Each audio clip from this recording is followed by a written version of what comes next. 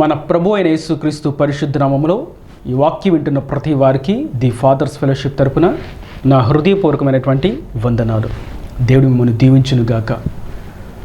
నేడు ఒక ప్రత్యేకమైనటువంటి విషయాన్ని ప్రభు మన వద్దకు తీసుకుని వచ్చారు.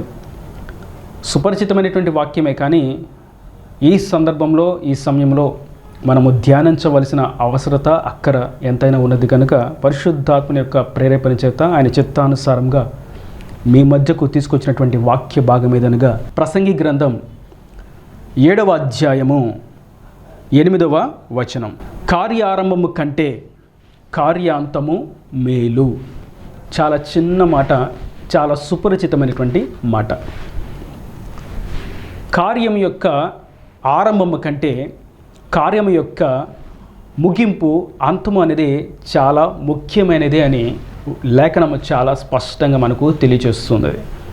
ఇదే విషయాన్ని మనం క్రొత్త నిబంధనలో చూసినట్లయితే ఇదే మాట, ఇదే కాంట్రాస్ట్ ప్రభు ఒక క్రొత్త కోణంలో తెలియజేశారు. అది మనం చూస్తాం. లూకా సువార్త 14వ అధ్యాయము 28వ వచనం నుండి, మీలో ఎవడైనను ఒక గోపురము కట్టింపకూరిన ఎడల దానిని కొనసాగించుటకు కావలసినది తన యొద్ద ఉన్నదో లేదో అని కూర్చుండి తగులబడి మొదట లెక్క చూచుకుని ఎడల అతడు దాని పునాది వేసి ఒకవేళ దానిని కొనసాగింపలేకపోయినందున చూచిన వారందరూ ఈ మనుష్యుడు కట్ట మొదలుపెట్టను కానీ కొనసాగింపలేకపోయానని అతని చూచి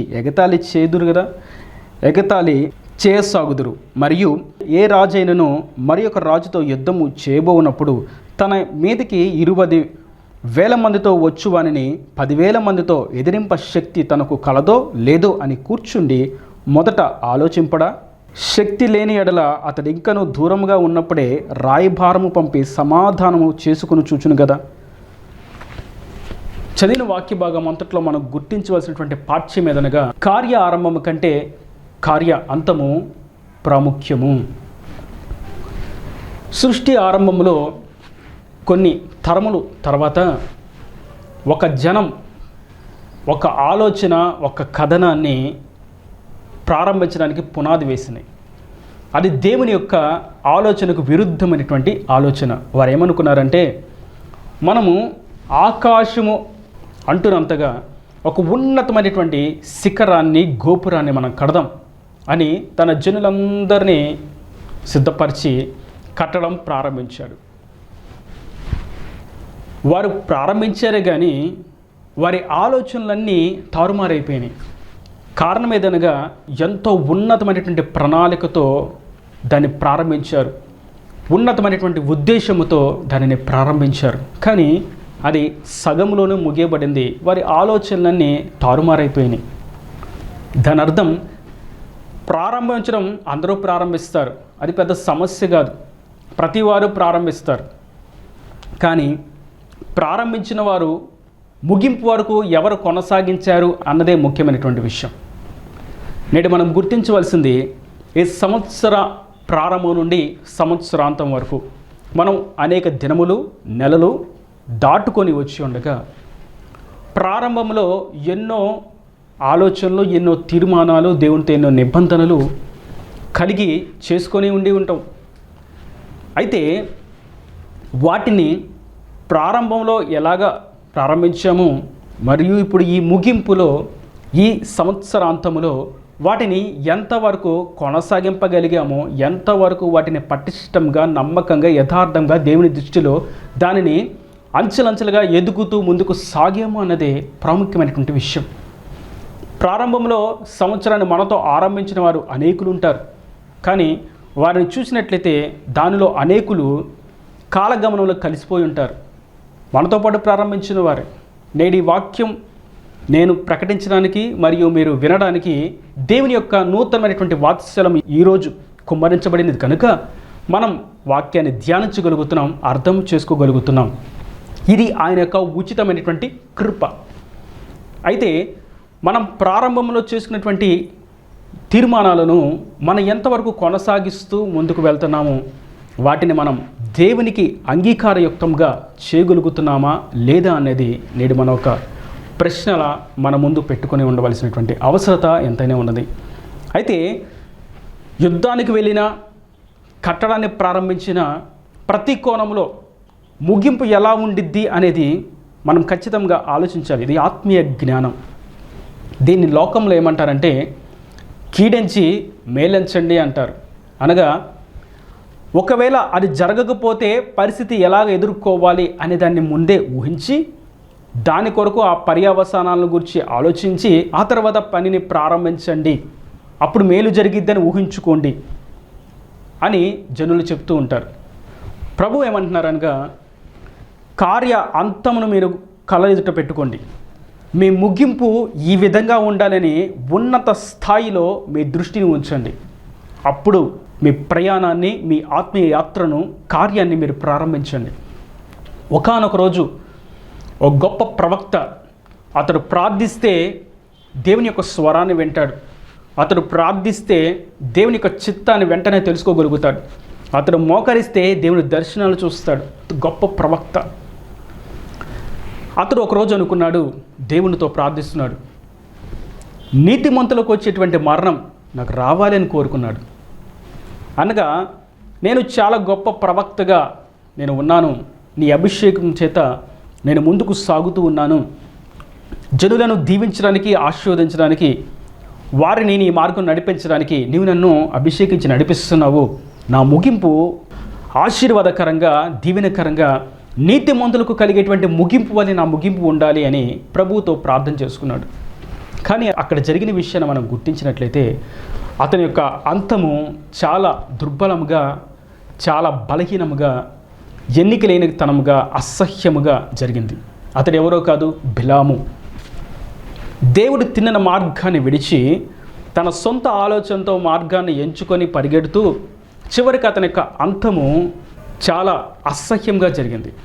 తను శత్రువుల చేత కూల్చబడ్డాడు. సమాధానముగా, నెమ్మదిగా సమాధులకు వెళ్ళలేదు.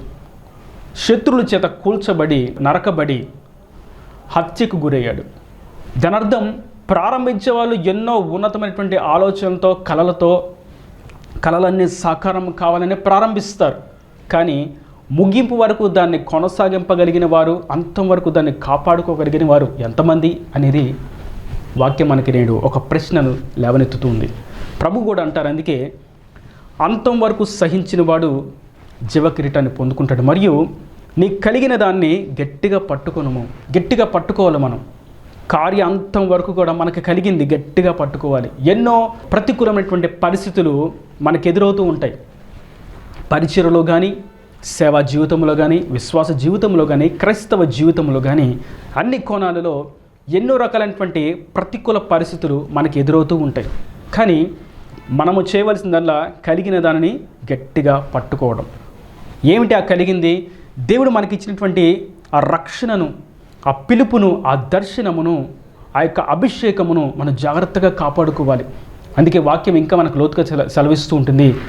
ఇహలోక మాలిన్యమును అంటకుండా తన శరీరమును, పాపము, వ్యభిచార క్రియలు, లోకచ్చలు ఏమి అంటకుండా తన ప్రాణమును, శరీరమును, దేహమును జాగ్రత్తగా కాపాడుకుంటూ ఉండాలని వాక్యం సెలవిస్తుంది. అనగా మన ప్రాణమును, ఆత్మను, దేహమును మనము జాగ్రత్తగా ఇహలోక మాలిన్యం, లోక పాపము, మచ్చ, డాగు, కలంకం వంటిది ఏది కూడా మనకు తగులకుండా, మనకి అంటకుండా మనల్ని మనమే జాగ్రత్తగా కాపాడుకోవాలి. కారణం అంతము, ముగింపు మహిమకరంగా ఉండాలి.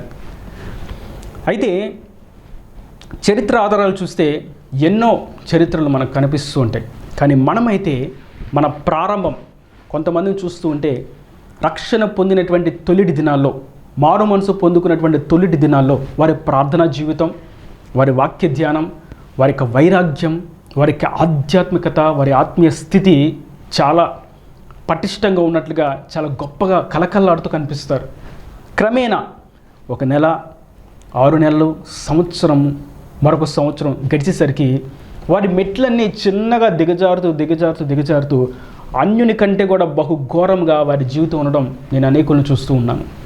కారణం వారి యొక్క అంతము, ముగింపు మహిమకరంగా ఉండాలి అనేటువంటి ఆలోచన, ధ్యాస, ఆత్మీయ వైరాగ్యము వారిలో లేకపోవటం చేత.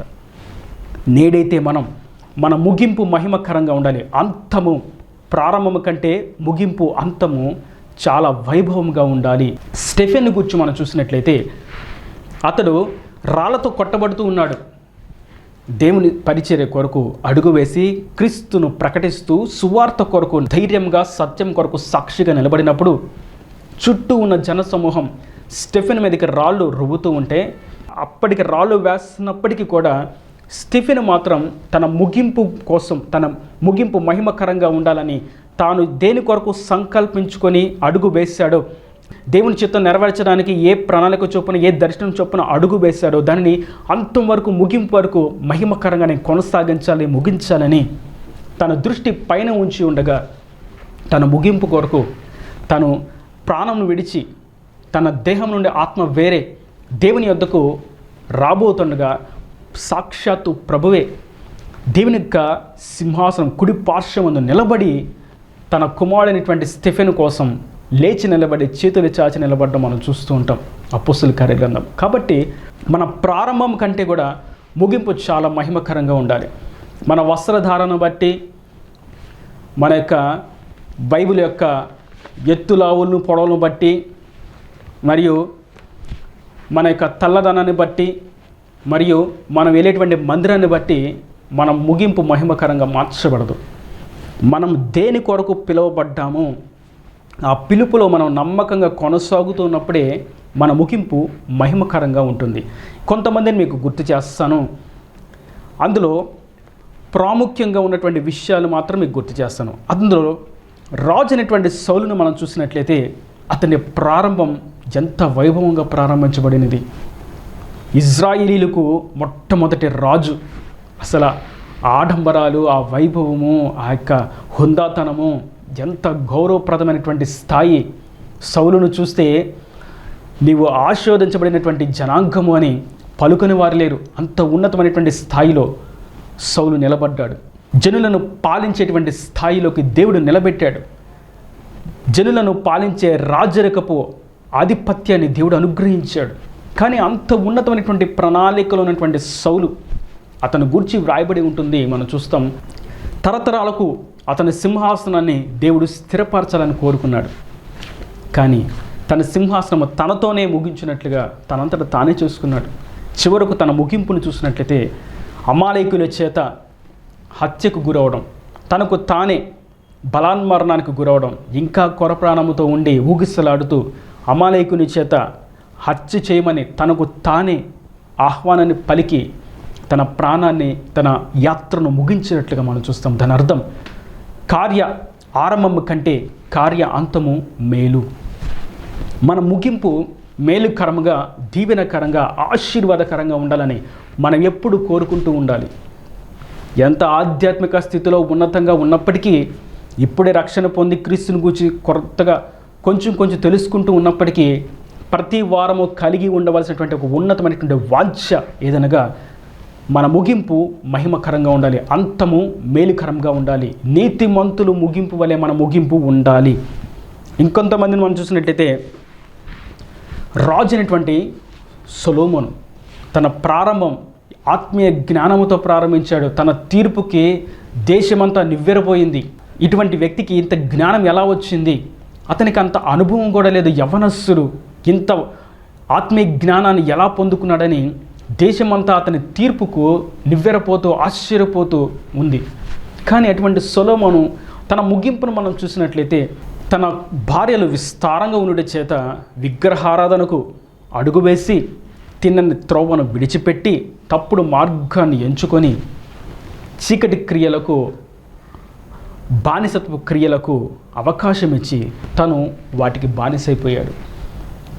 తన భార్యల చేత సొలొమోను త్రిప్పబడ్డాడు అని రాయబడి ఉంటుంది.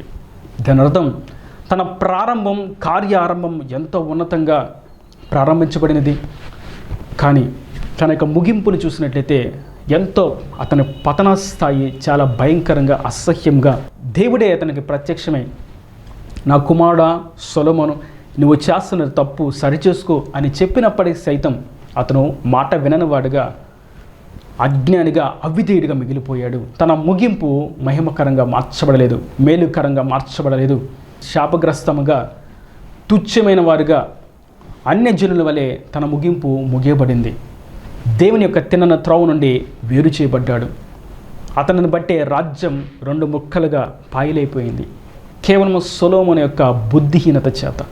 కనుక మన ప్రారంభ దశ కంటే ముగింపు ఎంతో మహిమకరంగా ఉండాలి. సంవత్సరాలు ఎన్నో గడుస్తూ ఉంటాయి. ఈ సంవత్సరం, రాబో సంవత్సరం, తదుపరి సంవత్సరాలు వస్తూనే ఉంటాయి. కానీ మనం ఆ ముగింపులో ఎంతవరకు మనం ఆధ్యాత్మిక వృద్ధి కలిగి ఉంటున్నాము, ఎన్ని ఆత్మీయ మెట్లను ఎక్కుతూ ఉన్నాము అన్నదే మనము ఆత్మీయంగా పెట్టుకోవాల్సినటువంటి ప్రశ్న.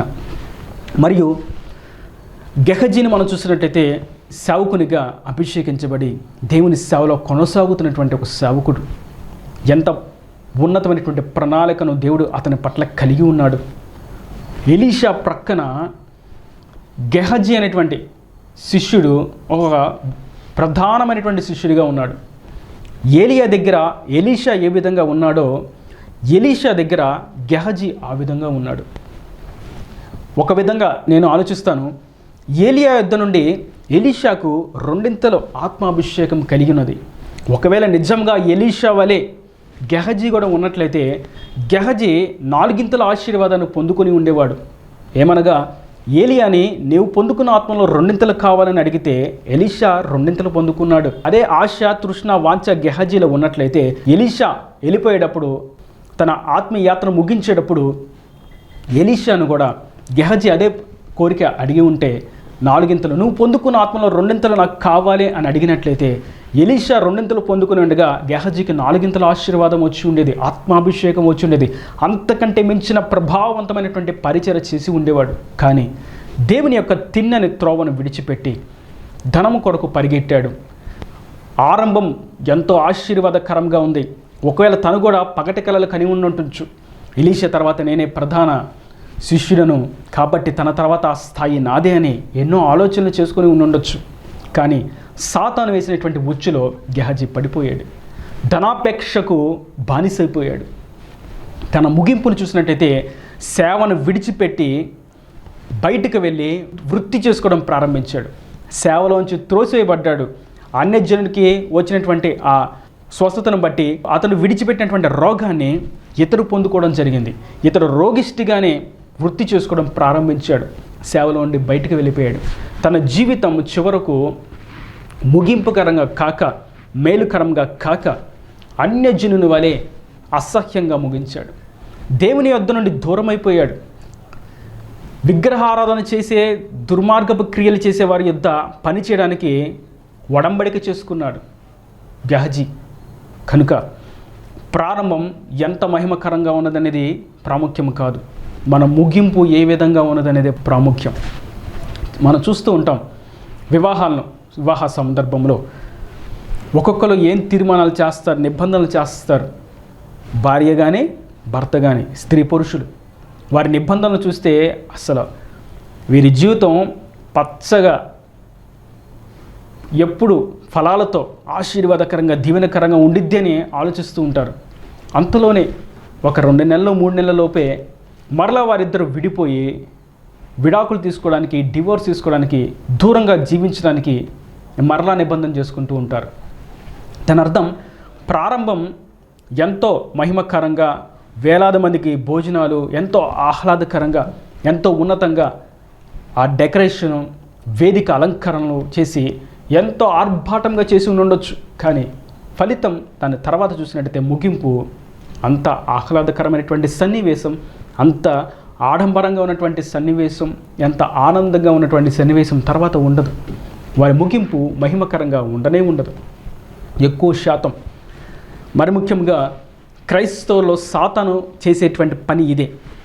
వివాహ విషయంలో, కుటుంబాల్లో సాతాను మరి ముఖ్యంగా పనిచేస్తాడు. వాడి ముఖ్యమైనటువంటి ప్రణాళిక ఏదనగా కుటుంబాన్ని విచ్ఛిన్నం చేయడం. ఆదిలో వాడు చేసింది అదే. ఆదాము అవ్వను దేవుడికి ఉన్నతమైనటువంటి ప్రణాళికతో సృష్టించి ఏదైనా తోటలో ఉంచితే ఆ ప్రణాళిక అంతా ఛేదించినట్లుగా సాతాను వారిని మోసగించాడు. వారి కుటుంబాన్ని విచ్ఛిన్నం చేశాడు. శాపగ్రస్తమైనటువంటి కుటుంబంగా మార్చివేశాడు. వాడి యొక్క ముఖ్య ఆలోచన కుటుంబాన్ని విచ్ఛిన్నం చేయడం. కనుక మన ప్రారంభ దశ, మన ముగింపు దశ కోసం ఎప్పుడూ ఆలోచిస్తూనే ఉండాలి. ఇది నేను చేస్తే నా దేవునికి మహిమ కాదా? ఈ విధంగా నేను ప్రవర్తించవచ్చా లేదా? నా భార్య విషయంలో నేను ఇలాగ ప్రవర్తించవచ్చా, నా భర్త విషయంలో నేను ఇలా ప్రవర్తించవచ్చా, నా సంఘం విషయంలో నేను ఇలా ప్రవర్తించవచ్చా, సేవకుని విషయంలో నేను ఇలా ప్రవర్తించవచ్చా, నా యజమాని విషయంలో నేను ఇలా ప్రవర్తించవచ్చా, నా బిడ్డల విషయంలో నేను ఇలా ప్రవర్తించవచ్చా, ప్రతి కోణంలో ఆ విధంగా ప్రవర్తించవచ్చా లేదా, ఒకవేళ ప్రవర్తిస్తే నా ముగింపు మహిమకరంగా మార్చబడిద్దా, ముగింపు దీవెనకరంగా మార్చబడిద్దా, ముగింపు చీకటికరంగా మహిమయుక్తంగా లేనిదిగా అసహ్యంగా అవమానకరంగా మార్చబడిద్ది అనేటువంటి ఆలోచన మనం చేసిన వారంగా ఆ క్రియను చేయబద్ధమై ఉన్నాము. మరొక విషయాన్ని మనం చూస్తాం. క్రొత్త నిబంధనలో ఇస్కరియోతు యూదా అతని యొక్క ప్రారంభాన్ని చూసినట్లయితే అపోస్తులలో ఒకడుగా ఎంచబడ్డాడు. ఇజ్రాయేలీల యొక్క 12 గోత్రములకు తీర్పు తీర్చు స్థానములో 12 సింహాసనముల మీద ఇస్కరియోతు ఒకడుగా ఆసీనుడు కావలసిన వాడు. దేవుని యొక్క చేతుల చేత ఒక కిరీటాన్ని ధరింప చేసుకోగలిగినటువంటి స్థానంలో ఉన్నతమైనటువంటి స్థాయిలో ఉన్నవాడు, దయ్యాలను పారద్రోలినవాడు, సూచక్రియలు చేసినవాడు, దేవుని చేత అభిషేకం పొందుకున్నవాడు, దేవుని సేవకుల్లో ఒకడిగా ఎంచబడినవాడు, ప్రభువుతో ప్రక్కనే నడిచినవాడు, ప్రభు ప్రక్కన వచ్చిన కానుకలనన్నిటినీ జాగ్రత్తగా పదిలం చేసేటువంటి ఆ స్థాయిలో నిలబడినవాడు, ప్రభువుతో పాటు కలిసి భోజనం చేసినవాడు. కానీ అతని యొక్క ముగింపు చూసినట్లయితే తిను కూడా దేవుని యొక్క సత్య మార్గాన్ని విడిచిపెట్టి చీకటి మార్గాన్ని ఎంచుకొని ఆ మార్గం వెంబడి నడిచి చివరకు తనకు తానే బలాన్మరణానికి గురై తన యొక్క జీవితాన్ని ముగించినట్టుగా మనం చూస్తాం. తన ముగింపు ఇస్కరియోతు యూదా నీ ముగింపు ఎందుకు ఇలా మార్చబడింది? నీ ప్రారంభం ఎంత ఉన్నతంగా ఉంది. నీవు 12 గోత్రాల్లో ఒక గోత్రానికి తీర్పు తీర్చువాడుగా దేవుడు నీకు సింహాసనం ఇస్తా అన్నాడు. ఆ సింహాసనాన్ని ఎలాగ కోల్పోయావంటే ఒకటే చెప్తాడు, నేను దేవుని యొక్క సత్య మార్గాన్ని విడిచిపెట్టి చీకటి మార్గాన్ని ఎంచుకొని ఈ మార్గమును వెళ్ళినందున నా ముగింపు ఈ విధంగా దుర్బలంగా అసహ్యంగా మార్చబడిందని తెలియజేస్తాడు. మనకు వాక్యం అదే తేటగా తెలియచేస్తూ ఉన్నది. కనుక మన ప్రారంభ దశ ఎంతో ఉన్నతంగా ఉండొచ్చు. కొందరు చూస్తూ ఉంటాం, కొన్ని లక్షలు పెట్టి కొన్ని కోట్లు వెచ్చించి చాలా సౌందర్యవంతమైనటువంటి మందిరాన్ని కట్టామని చెప్తారు. చివరకు వారికి పరిచయం చూసినట్లయితే మందిరాన్ని అమ్ముకొని సేవను విడిచిపెట్టి లోకంలో కలిసిపోయి పొట్టకూటి కొరకు మరలా లోక క్రియల్లో కలిసిపోయిన వారిని చూస్తూ ఉంటాం. దాని అర్థం ప్రారంభం ఎలా అయినా ప్రారంభించవచ్చు, కానీ ముగింపు మాత్రం మహిమకరంగా ఉండాలి. అబ్రహామును మనం చూసినట్లయితే తన ప్రారంభం ఎన్నో వ్యతిరేకతల మధ్య, ఎన్నో ఒడిదుడుకుల మధ్య, ఎన్నో ఇక్కట్ల మధ్య, సమస్యల చేత, వలయాల మధ్య ప్రారంభించాడు. కానీ అతని ముగింపు మనం చూసినట్లయితే అబ్రహాము అనేక జనములకు తండ్రిగా మార్చబడ్డాడు. తన సంతతిలో నుండి రాజులు బయటకు వచ్చారు, తన సంతతిలో నుండి ప్రవక్తలు బయటకు వచ్చారు, తన సంతతిలో నుండి న్యాయాధిపతులు బయటకు వచ్చారు, తన సంతతిలో నుండి ప్రధానులు, ఘనులు, గొప్పవారు బయటకు వచ్చారు.